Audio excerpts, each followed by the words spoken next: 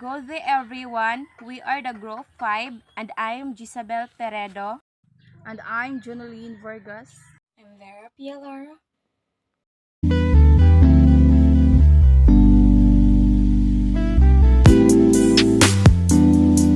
So today, we were going to report about the netiquette and the computer ethics. So, what is netiquette? Netiquette is made-up words from the words net and etiquette. Netiquette does describe the rules of conduct for respectful and appropriate communication on the internet. Netiquette is often referred to as etiquette for the internet. These are not legally binding rules, but recommended rules of etiquette. Netiquette is mostly used for dealing with unknown people on the internet. The rules of the netiquette is very depending on the platform and its participant. Generally, it is up the operator of the website and communication apps to specify the type and scope of netiquette.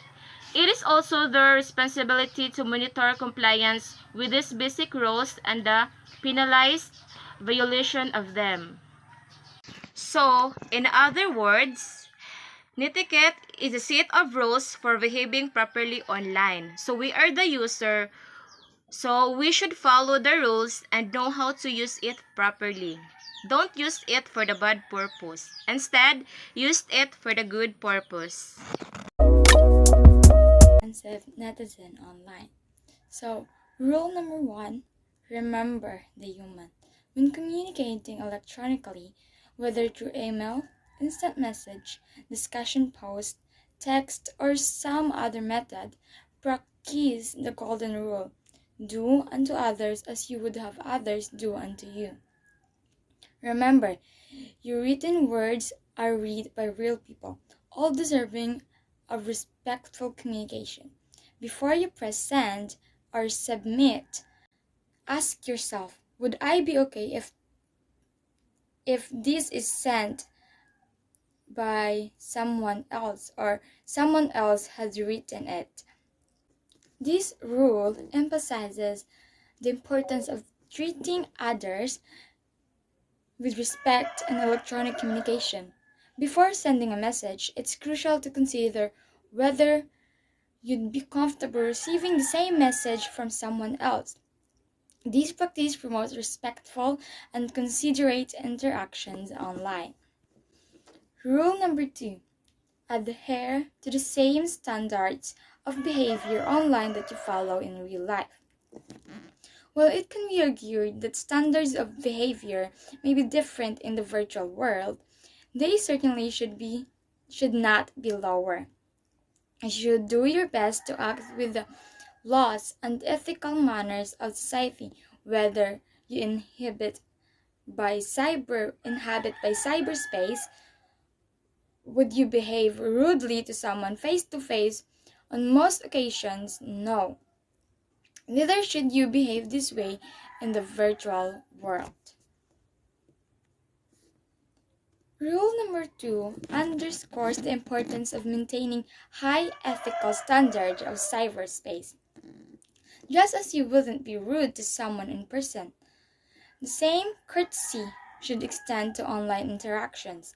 This principle encourages responsive and respectful behavior in both the physical and virtual realms. Now for rule number 3, know where you are in cyberspace. Netiquette varies from domain to domain. Depending on where you are in the virtual world, the same written communication can be acceptable in one area, where it might be considered inappropriate in another. What you text to a friend may not be appropriate in an email to a classmate or colleague. Can you think of another example? So on rule number 3, an example of how netiquette varies depending on the virtual space and social media platforms. On platforms like Twitter, it's common to use abbreviations, hashtags, and informal language, making it acceptable to be more casual in your communication.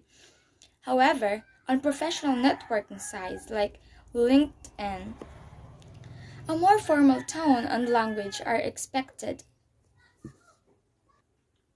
making it important to adapt your communication style based on the platform's norms and your audience. Now, on rule number 4, respect other people's time and bandwidth.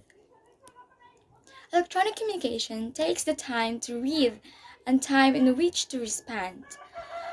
Most people today lead busy lives just like you do and don't have time to read or respond to previous emails and discussions posts.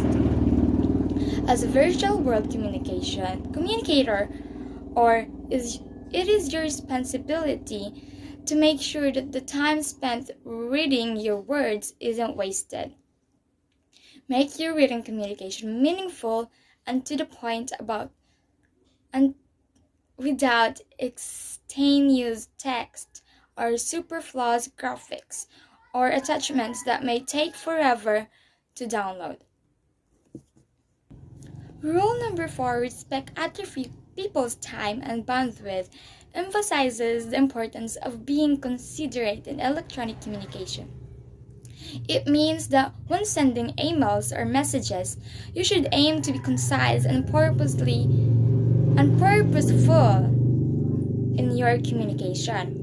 Avoid sending long-winded messages with unnecessary details, large attachments, or excessive graphics that could waste the recipient's time or take up valuable bandwidth.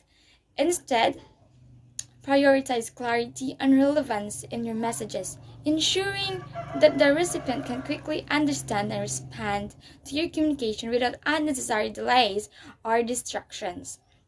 This helps maintain efficient and respectful online interactions. And now for the last rule, rule number 5, make yourself look good online. One of the best things about the virtual world is the lack of judgment associated with your physical appearance, sound of your voice, or the clothes you wear, unless you post a video of yourself singing karaoke in a clown outfit. You will, however, be judged by the quality of your writing, so keep the following tips in mind. Always check for spelling and grammar errors. Know what you're talking about and state it clearly. Be pleasant and polite. So rule number 5 underscores the importance of presenting yourself positively in the virtual world, primarily through written communication. So the first tip that you should remember is your spelling and grammar errors. You should check your spelling and your grammar before you post it. Ensuring your writing is free from spelling and grammar mistakes demonstrates professionalism and attention to detail. It helps convey your ideas clearly and effectively. Number 2 is know what you're talking about and state it clearly. To create a favorable online impression, it's crucial to have a good grasp of the topics you discuss. Communicate your thoughts clearly and logically, avoiding confusion or any misunderstandings. The number 3, be pleasant and polite. Maintaining a courteous and respectful tone in your online interactions is essential. Being polite fosters positive relationships and helps you come across as a considerate communicator. By following these tips, you enhance your online reputation and make a favorable impression on others in the virtual world. So rule number 6, shared expert knowledge. The internet offers it the user many benefits is one of the ways in which information can be shared or accessed, and the fact this information sharing capability is one of the reasons the internet was founded. So in the spirit of the internet founding, rather should you know, when you post a question and receive intelligent answer, share the result with others Are you an expert at something? Post resources and reference about your subject matter. Recently expanded your knowledge about a subject that might be of interest to others. Share that as well. So, which mean, if you are an expert or you've researched a topic that you think would be of interest to others, write it up and post it. Sharing your knowledge is fun, and it makes the world a better place. Rule number 7. Help keep flame wars under control. What is meant by flaming and flame wars? Flaming is what people do when they express a strongly held opinion without holding any emotion. An example, think of the kinds of passionate comments you might read on a sport blog. While flaming is not necessary for bidding in virtual communication, flame wars, when 2 or 3 people exchange angry posts between one another, must be controlled or the camaraderie of the group could be compromised. Don't feed the flames, extinguish them by guiding the discussion back to a more productive direction. So, which means to avoid flame wars, don't respond to the first thing you see and don't respond out of the anger ug ayaw tubay ang naikasuko aron di na mulala ang sitwasyon kay the more tubay ka or mag-apil-apil ka sa issue, mas makakus nagwar. So, mana siya. Rule number 8. Respect other people's privacy. Depending on what you are reading in the virtual world, be it an online class discussion forum, Facebook page, or an email, you may be exposed to some private or personal information that needs to be handled with care. Perhaps someone is sharing some medical news about a loved one or discussing a situation at work. What do you think would happen if this information get into the wrong hands? Embarrassment, hurt feeling, loss of a job. Just as you speak, others speak for privacy. So should you respect the privacy of others, be sure to err on the side of caution when deciding to discuss or not to discuss virtual communication. So, respect privacy is example, muhuam kag cellphone sa imong classmate nga naay nakita nga naghubo siya or na-speedy sa diyang cellphone unya imong ikalat sa uban, so dapat you should respect their privacy. Example, napod mo sa gathering unya nagpicture mo niya ang uban nimong friends, dili hilig og post sa social media, naka-private iyang account, so dapat muasa ka og permission niya if okay ra ba niya nga i-post iyang picture sa social media. So dapat ma-respect ta sa ilang privacy. So rule number 9, don't abuse your power. Just like in face-to-face situation, there are people in cyberspace who have more power than others. They have more expertise in technology, or they have years of experience in particular skill or subject matters. Maybe it's you who possess all of this knowledge and power. Just remember, knowing more than others, or having more than powers than others, may you have does not give you the right to take advantage of anyone. Think the rule number 1. Remember the human. So, which means, do not take advantage of other people just because you have more than knowledge or power than them. And don't bully and abuse to anyone.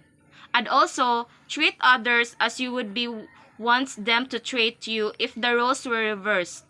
Think of the rule number 1. Remember the human. Rule number 10. Be forgiving of other people's mistake. Not everyone has the same amount of experience working in virtual world. And not everyone knows of rules and etiquette. At some point, you will see a stupid question, read an unnecessary long response. or encounter misspelled words when this happens. Practice kindness and forgiving as you would hope someone would do if you had committed the same offense. It is a minor offense, you might want to let it slide. If you feel compliant to respond to a mistake, do so in private or smaller than a public forum. So, example, when someone make a mistake, be kind about it. If it is a minor error, you may not need to say anything, even if you feel strongly about it. Think twice before reacting. Keep having a good manners and always be polite to anyone. 10 Commandments of Computer Ethics were created in 1992 by Washington, D.C. These Computer Ethics Institute, the commandments were introduced in the PPAR in pursuit of a 10 Commandments for Computer Ethics by Ramon C. Barkin as a means to create a set of standards to guide and instruct people in the ethical use of computers. They follow the Internet Advisory Board Memo on Ethics from 1987. The 10 Commandments of Computer Ethics copies the archaic style of the 10 Commandments from the King James Bible. So, there are the 10 Commandments of Computer Ethics. First is, thou shalt not use a computer to harm other people. Second is, thou shalt not interfere with other people's computer work. Third, thou shalt not snoop around in other people's computer files. 4. Thou shalt not use a computer to steal. 5. Thou shalt not use a computer to bear false witness. 6. You shall not copy or use proprietary software for which you have not paid. So this means you should not be copy or transmitting software for which you do have not a license. You shall not use 7. You shall not use other people's computer resources without authorization or proper compensation. So which means, do not post personal communication without the original author consent. 8. You shall not appropriate other people's intellectual output. So which means, do not copy other people's works. If you do use someone else's work, cite your source. 9. You shall not think about the social consequence of the program you are writing or the system you are designing. So example, if you downloading, storing, printing, or distributing files or message that you are profane, obscene, treating, use the language that offends or tends and degrade others. Number 10, the last. You should not always use a computer in ways that ensure consideration and respect for other humans. So which means, respect each one of us, especially the fellow humans, knowing that computers are powerful tools that can and will be used to share knowledge with a global community. It is left to user consider their purpose.